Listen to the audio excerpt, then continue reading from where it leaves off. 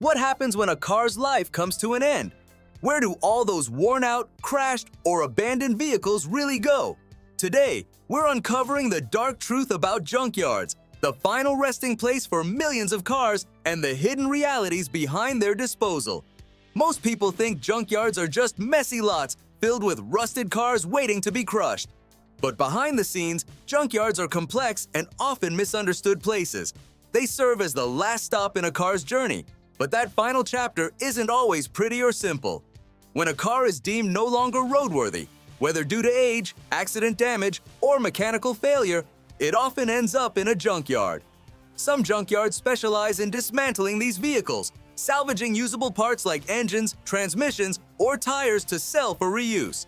This process helps extend the life of parts and supports car owners who can't afford new components. But not all junkyards operate with the same standards. Unfortunately, many junkyards struggle with environmental and ethical issues. Improper disposal of toxic fluids, oil, brake fluid, antifreeze, and battery acid can leak into the soil and groundwater, poisoning nearby ecosystems. Tires and plastics, which take decades or more to decompose, pile up and create fire hazards. In some places, outdated junkyards operate without proper permits or safety measures, turning them into hazardous wastelands. Beyond environmental concerns, junkyards are also tied to economic realities. Cars that once represented freedom and mobility end up as piles of scrap, often sold for just a few $100s or less. For many owners, especially those in vulnerable communities, scrapping a car is a loss of an asset, transportation, and sometimes a part of their identity. It's a reminder that even valuable possessions can become worthless overnight. However, not all junkyards are bleak places. Modern auto recycling centers have made strides in reducing harm and maximizing resource recovery. They follow strict guidelines for safely draining fluids, recycling metals, and disposing of hazardous materials. Some even repurpose old car parts into art, furniture, or construction materials.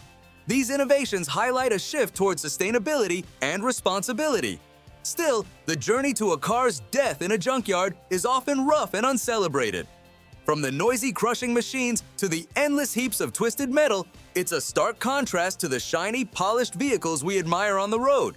Yet, this cycle of use, decay, and rebirth is a crucial part of the automotive world, because every end leads to a new beginning, whether as recycled steel, spare parts, or even scrap metal melted down for something entirely new.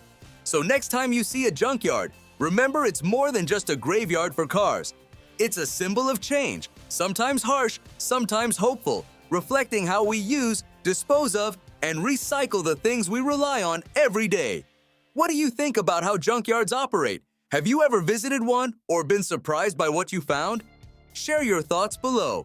If this video opened your eyes, like it, subscribe for more revealing stories, and share it with friends who need to know the truth behind where cars really go to die.